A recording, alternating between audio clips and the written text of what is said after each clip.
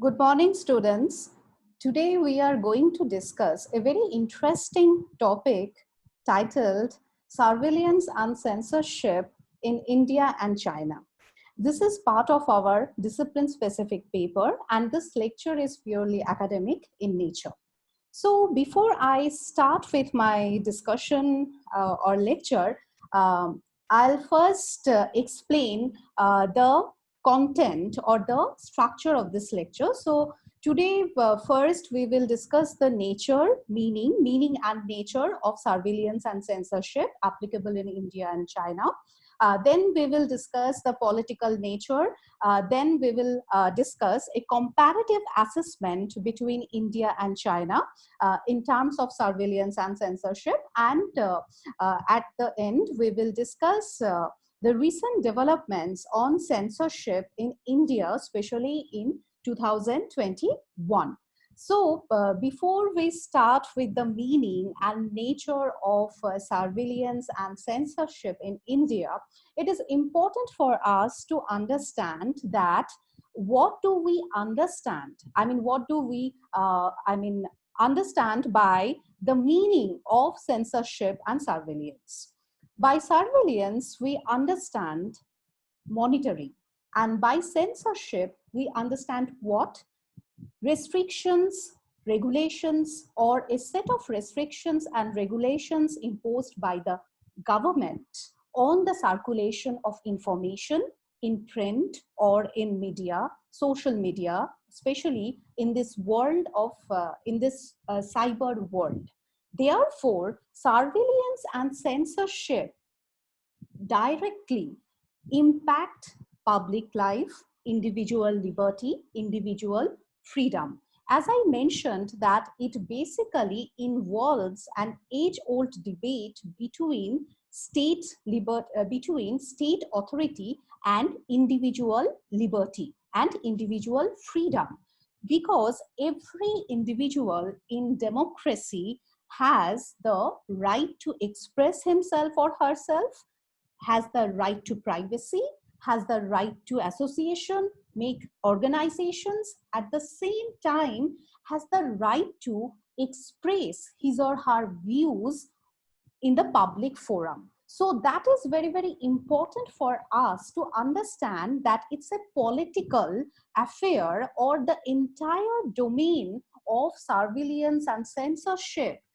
is political in nature, because it also involves a very interesting relationship between power and knowledge. So it is not only an age-old struggle between individual freedom and government authority, but at the same time, it is also a struggle between power and knowledge, between the state version of an event, at the same time the presence of opponent or multiple versions of that event available in the public forum or in the social media.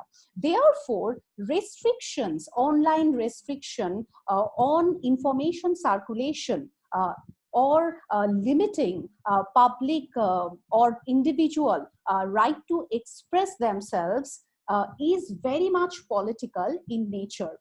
Needless to mention that it has a positive as well as negative dimension. What is the positive dimension? Circulation of fake news, misinformation obviously impacts public life. It impacts public order. But at the same time, restricting information, restricting different type of news also impacts individual freedom, individual liberty. What we need to keep in mind that the need for surveillance, the need for censorship has always been justified in the ground of what? On the grounds of basically public security, public order, national security, the question of national sovereignty. So any disruption in public order, any disruption in our moral social order is basically the grounds which always justify surveillance and censorship by the government. Whenever we talk about India or China, what we need to keep in mind that the most suitable ground for surveillance and censorship is related to the question of public order and national order. So the government intervention is justified on the ground of this public order or national order, and it is basically criticized by people, by the citizens, on the ground of individual freedom and individual liberty. Therefore, the tug of war between state intervention, national order, and individual freedom constitutes the political nature of surveillance and censorship in both India and China. And that is the reason we are studying this topic in political science in our discipline specific paper. Not only this, the entire question of surveillance and censorship impacts human rights, it impacts our individual rights that I have mentioned earlier. Another important point I would like to mention that the laws relating to cyber censorship, the laws relating to surveillance and cyber censorship, the details on these laws you will find in my reference posted in Google Classroom. So in this lecture, I'm not directly explaining too much laws. I'm not paying attention to the legal perspective of surveillance and censorship. Rather, I'm paying attention to the politics behind censorship and surveillance. Okay, but obviously the politics or the political context behind surveillance and censorship cannot be understood without the turning point which had introduced the emergence of laws on censorship in India. So if you look at the slide, you will find that the context of Kargil war was basically significant for introducing laws on censorship in India, especially when the government wanted to block the access of a Pakistani newspaper on Kargil war. So in 2000, for the first time, we had IT Act, that is Information Technology Act, that has basically governed the domain of surveillance and censorship in India. After 2000, we had gone through amendments in this act, especially in 2008 and after 2008 in 2011. So in my reference, you will get detailed discussion on laws applicable in India as well as in China. So if you look at this IT Act and amendments that had taken place in 2008, you will find that slowly through this amendments and through the enforcement of the acts, government had started intervening in the circulation of information, in determining the nature of authentic and fake news, in determining the nature of news or information suitable for public order or not suitable for public order. So that is the nature of politics that has been related to the question of surveillance and censorship. So after 2000, if you look at the amendments that had taken place in 2008 in India, you will find that the process, you will find the political process that has basically expanded the intervention of the government in this surveillance and censorship. So what is the first very interesting point in this amendment, 2008 amendment? The first important point, as I mentioned, that the term computer was basically replaced by communication devices. So any information in communication devices, either it's mobile or any other device, any text, image, audio, video, through which transfer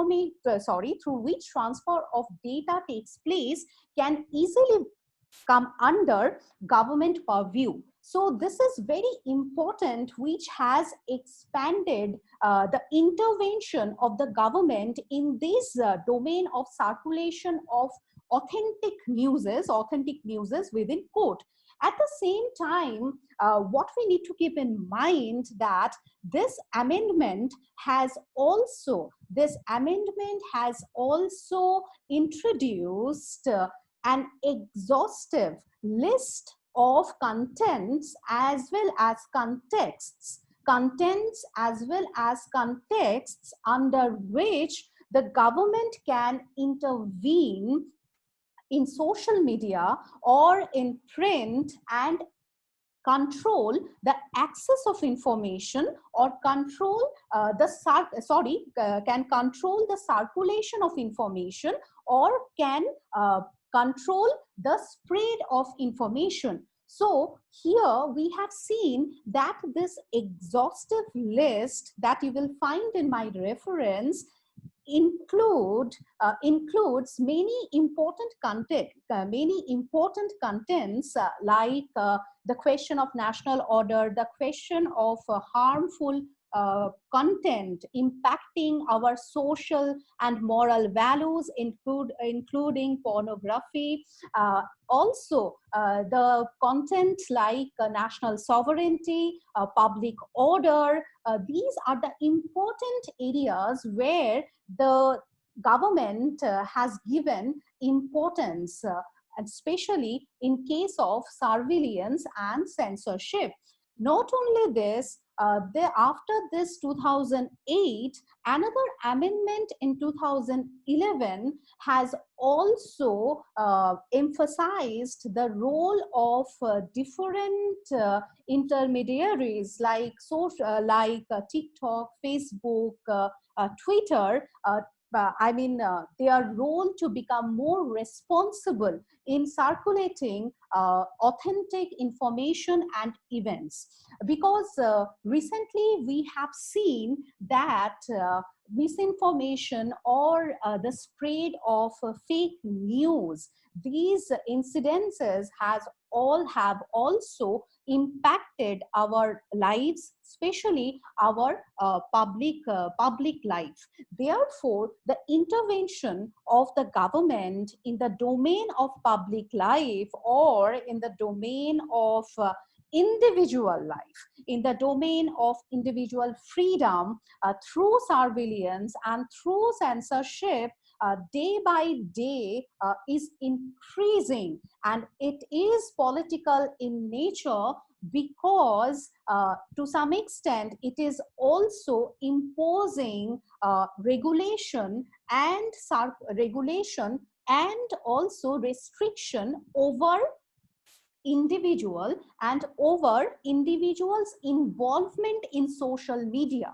So as I mentioned earlier, that it has its positive dimension. At the same time, it has its negative dimension too, because it has also impacted individuals' right to privacy, because surveillance and censorship, especially surveillance, as it penetrates at the social level and in individual life. So the question of privacy in this social media today has become very, very important for us. Now, if you look at India, and if you look at the question of surveillance and censorship, we can understand that these questions are recently being very, very important, significant, and to a large extent catching our attention, because the government is intervening in this domain of cyber censorship. But if you just pay your attention to China, it is quite clear that this country has been regarded as one of the most restrictive countries in the world. And the government is restricting information, the government is controlling circulation of information since 1993. And there is no doubt about the point that the role of Communist Party of China, CPC, has been very, very important in restricting the information, or in controlling the spread of information. As I have mentioned earlier, that whenever we are talking about, or we are discussing about surveillance and censorship, then the question of public order, the question of moral order, the question of social order, that becomes very, very important. The question of social security, that becomes very, very important, because it again, I'm being a little bit repetitive, but it again involves the age-old question of state intervention and individual liberty. But in case of China, we have seen that the question of censorship and surveillance has taken a very different shape, and very different from India. So if you look at China's project like the Golden Shield or the Great Firewall of China, these basically are the software system connected with their artificial intelligence, play an important role in in controlling the global transfer of data. Especially, it controls the transfer of data from China to the global, from global to China, and it is very much controlled by the government. So it is very clear that instead of passing laws, or instead of imposing different types of laws, rules, and regulations through amendments, here the role of the government is more important in controlling the information, in controlling the very root of the information through artificial intelligence, or their other resources, or their other very sophisticated software systems. So this actually highlight the interaction between the Chinese people and the and information. At the same time, again, as I have mentioned, that if you look at the nature of the Chinese society, the entire attempt to control information has always been justified by the grounds of moral values, by the grounds of social public order. But at the same time, what is very important for us to know, that the very strict rule of the CPC is also responsible for controlling the circulation of information. It is very clear, it is very evident in China that the version of the party, the version of the government should be compatible with the other versions existing in the print and other social media. So what happens in India, that you can get multiple versions, okay, multiple versions of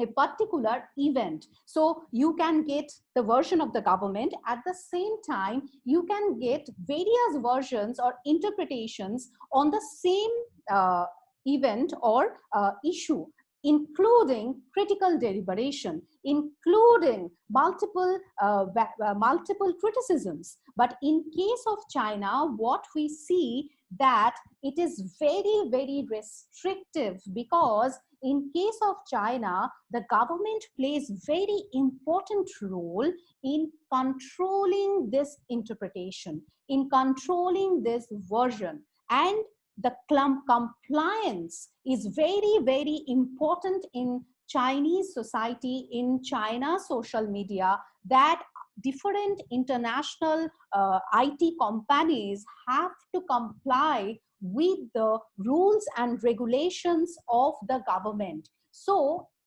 if we look into this restrictive political atmosphere, to a large extent, apart from moral and social order, internet is also perceived as a threat. Sometimes it is perceived as anti-establishment. Any dissent is anti-establishment. In many cases, any dissent or criticism is against or perceived as against political and social order. So that is very, very important to understand, that because of this reason, in China, the circulation of information, the spread of information is heavily restricted by the government, and this restriction to a large extent has been monitored by their very technologically advanced software systems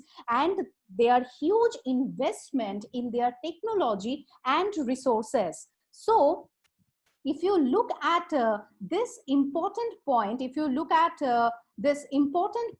then one important issue that actually captures our attention, especially while making a comparative assessment between India and China, is basically related to the nature of surveillance. And at the same time, this nature of surveillance is also related to the question of separation of power.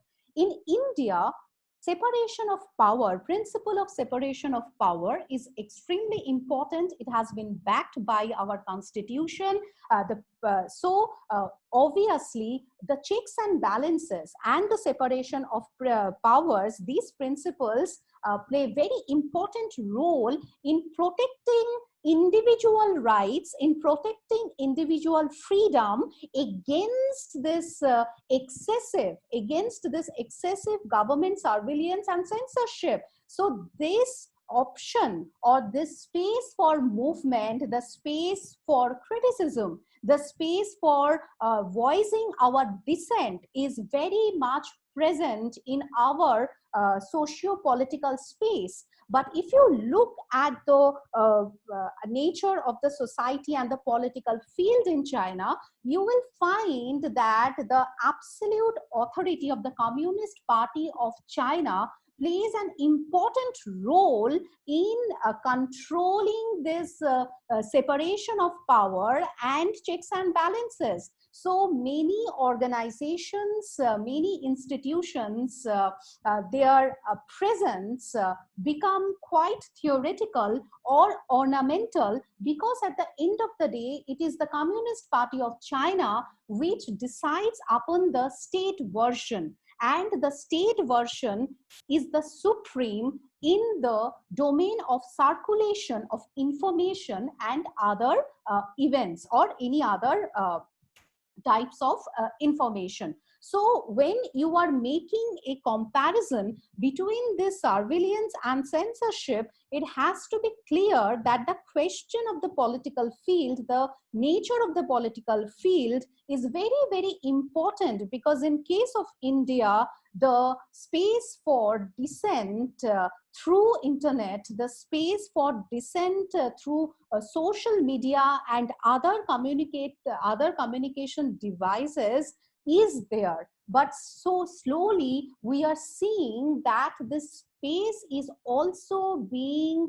restricted. The space is also being, very much restricted by the government. So that is the reason there is a need to also know about recent IT amendment that took place in 2020, and recently in 2021, especially in the month of May, we have seen that again the conflict between the government and this intermediaries like Facebook, Twitter, WhatsApp has been very, very significant. So to understand this conflict, it is also important for us to know about the context. What was the context that played an important role in shaping this amendment? Okay, so what was the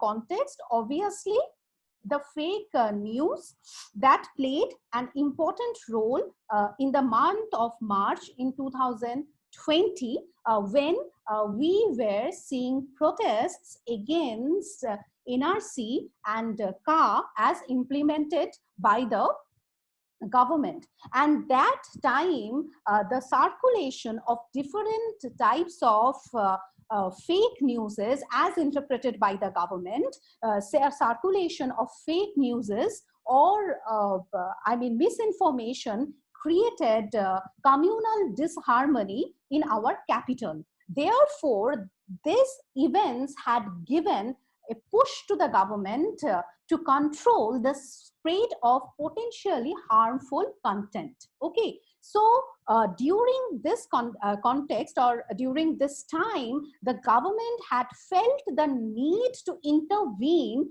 in this cyberspace again. And as I mentioned, that if we do not too much discuss the legal domain at this moment, the political context is very, very important, because the recent amendments and the recent conflict between the government and intermediaries basically is revolving around the political context that happened in 2020. So that we have to keep in mind. Okay, so what is this recent amendment? This recent amendment is basically asking all these intermediaries like WhatsApp, Facebook, and Twitter to become more responsible in when they are when they are verifying their content. At the same time, the government is asking for the government is also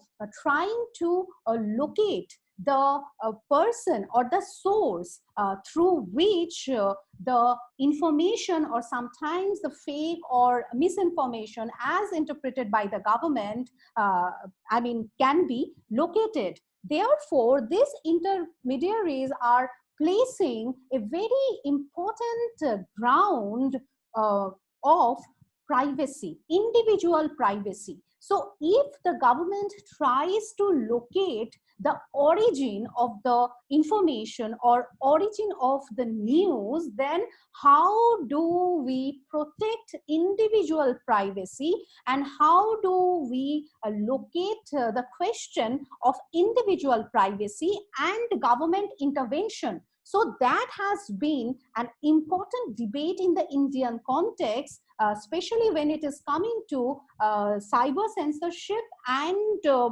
compliance by these intermediaries. Another important dimension of this amendment is that, a recent amendment is that, these intermediaries have to be more careful. These intermediaries have to be more responsible when they are uploading, or the content is being uploaded in their platform but by the third parties. I have explained here that what is the exact meaning of this. So any content being created in one particular platform, maybe TikTok, and being viral in another platform like Facebook, earlier Facebook was not responsible for that content, but this new amendment is asking the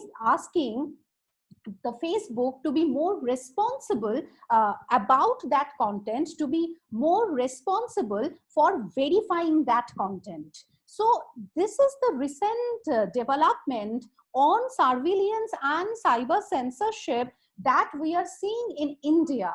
Many scholars have basically pointed out that India to a large extent is following the path of China in terms of the censorship and surveillance. But what we need to keep in mind that this is a debate, but what we keep in one point that we need to keep in mind, that following China in terms of surveillance and cyber censorship, is not so easy, because to follow China, India really needs to be extremely resourceful, and India really needs to be extremely resourceful in terms of software and technological development. So that is one important debate that we need to keep in mind. But what is important here to also raise or little bit discuss that since COVID-19, since 2020, actually the spread of misinformation, the spread of fake news also on COVID-19 has been a very pertinent issue. There is no doubt about the fact. And not only India, China, but many South Asian countries like Bangladesh, or many Southeast Asian countries like Malaysia, they are also taking stringent steps to prevent the spread of fake news and misinformation, because that really impacts the public order. This also compels us to understand the role of individual, the role of responsible individual in the social platform while circulating information, while circulating news or any other types of information, because checking the question of authenticity and the spread of it is also very important for us. So this is the recent debate which is being very, very important for us to understand, because for India and for China, the question of surveillance and censorship has been very, very important. China is already known to us, but recently India's role in this domain is also catching our attention, especially surveillance and cyber censorship. So these are the questions, and again that age-old question or debate between state intervention and individual authority or individual freedom that needs to be revisited. So I hope this lecture will give you the first overview to understand the nature of surveillance and censorship in India and China. References will give you further insights to develop your own views on this matter. Thank you for your patient hearing.